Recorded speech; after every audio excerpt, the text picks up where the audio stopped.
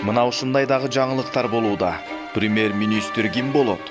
Артем Новиков болбой калдыбы? Премьер-министрликке дагы кимдин аты каралууда? Президент Садыр Жапаров мыйзам диктатурасын орнотобуз дедиби? Мына ушул сыяктуу кызыктуу жаңылыктарды аягына чейин көрүңүздөр. Эл чындыкты билсин.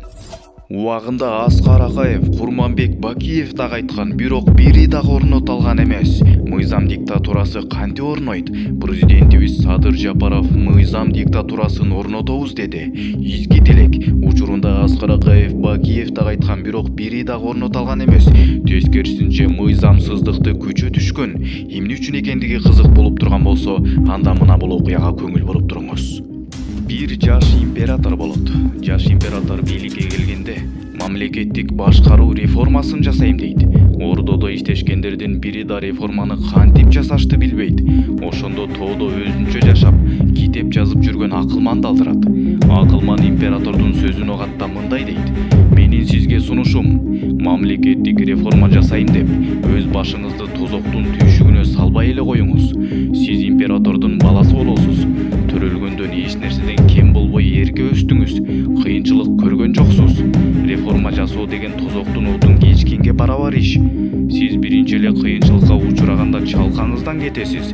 Баары убакыт куруткон бекер эле убаракерчилик болот. Болбой турган ишке баш оорутпай жаш экенсиз. Ордодогу гаремдериңиз менен жыргап жашоо өткөрө бериңиз" дейт.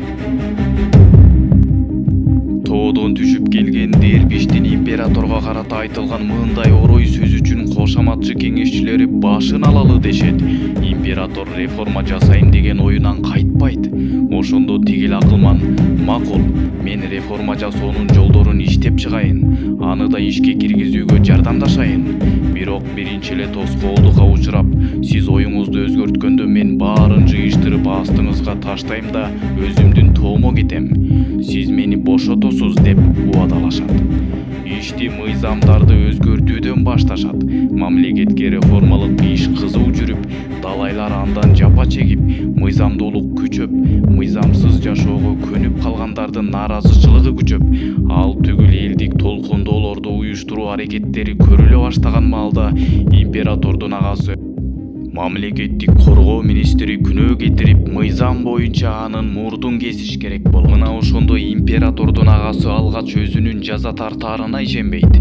Жазасыз калбашын түшүнгөндө мурдумду эмес колумду кескиле дегенге өтөт. Жаза аткаруучу ага көнбөйт. Ошондо император инисине арызданып барса, ал баягы реформаларды чакыртып, агамдын мурдун эмес колун кескенге тууралап, мыйзамды өзгөртпөйсүңөрбү дейт. Ошондо унчукпай чыгып кеткен реформатор императорго бүт жаңы жазылган мыйзамдарды кайра көтөрүп кирип астына таштайт да: "Мына, мен сизге эмнени айттым эле? Реформа жасаш колуңуздан келбейт дебедим беле? Күнөөкөр сиздин агаңыз болгон үчүн мыйзамды өзгөрт деп атасыз.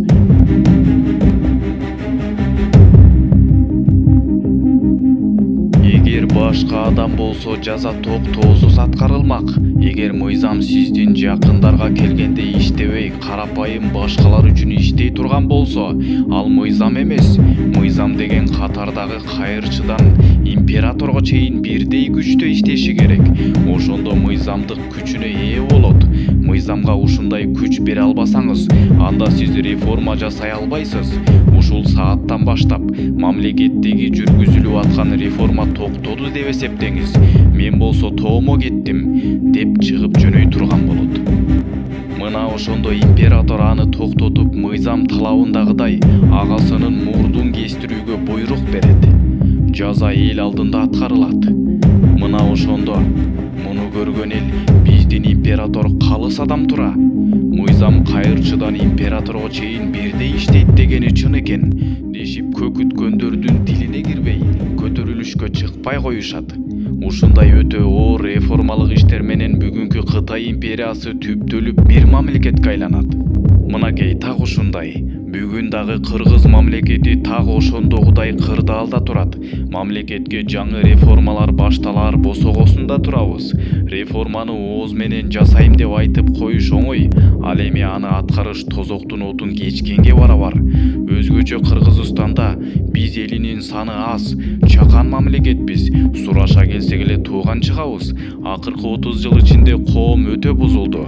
Мамлекеттин, элдин казынасынан колуңду жетип алдыңдын келишинче уурдоо, ар кандай жолдор менен кызмат абалыңдан пайдаланып, мүмкүнчүлүгүң жетишинче ылайыгы келсе эле пара алуу катардагы жашоо образыбызга айланып калды.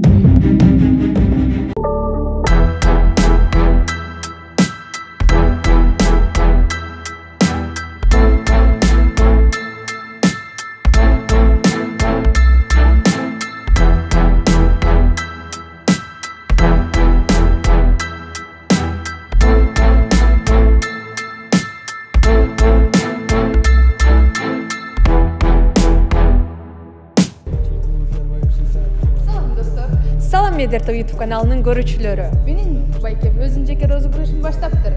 Ал розыгрышка 2 Toyota Camry жана ошондой эле 2 iPhone 11, 10 конверт 5000 рубль, 30 конверт 3000 рубль, 30 конверт 2000 рубль. Билеттин баасы болгон 1000 рубль достор. Сиздер эгер толук маалымат алгыңыздар келсе, ушул темада биздин WhatsApp номерибиз турат. Ушул WhatsApp номерге кайрылсаңыз сизге биздин операторубуз толук маалыматты жеткирет. Достор, элестетиңиздер, 1000 рубльга сиз ушул 2 автонун бирөөсүн утуп алышыңыздар мүмкүн. Ошондуктан ойноңуздар, утуңуздар.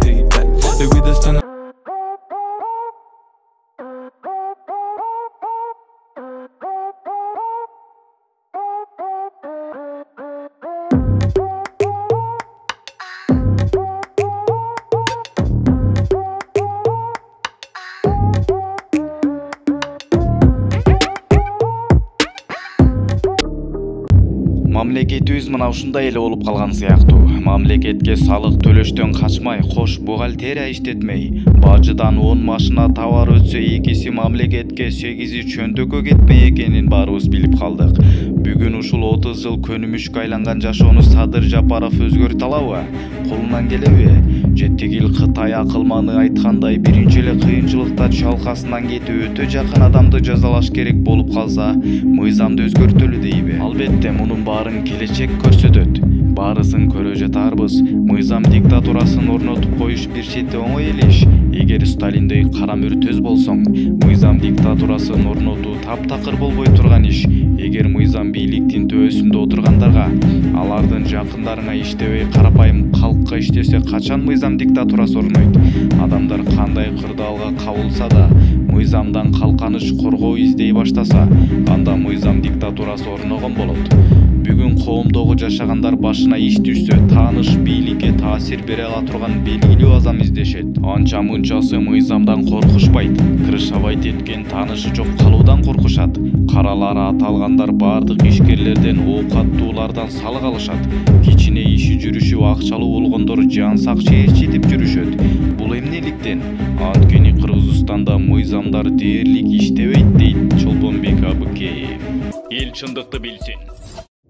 Өкмөт башчы ким болот? Өкмөт башчылык кызматка Улукбек Мариповдун талапкерлиги жалгыз карала тургандыгы маалым болду. Марипов 2016 жылдан бери эсептөө палатасынын жетектеп келатат. Жогорку кеңештеги көпчүлүк коалиция азыркы курамда менен эле жаңы өкмөттү шайлай турганы күтүлүүдө. Ал эми азыркы өкмөттө иштеп жаткан министр жетекчилердин жарымынан көбү кызматтан кете турганы айтылууда. Эл чындыкты билсин. Ал эми эмнегедир калк арасында Артем Новиков өз ордунда эле иштеп калсынчы деген сураныштарды дагы комментарийде көптөгөн байкоолорду байкаса болот. Артем Новиков өзүнүн жасаган иштери менен көпчүлүктүн көзүнө жага түшкөнүн дагы баса белгилей кетүү керек. Эгерде сиздин да оюңуз мына ушундай болуп турган болсо, анда бул видеого лайк басып коюңуз.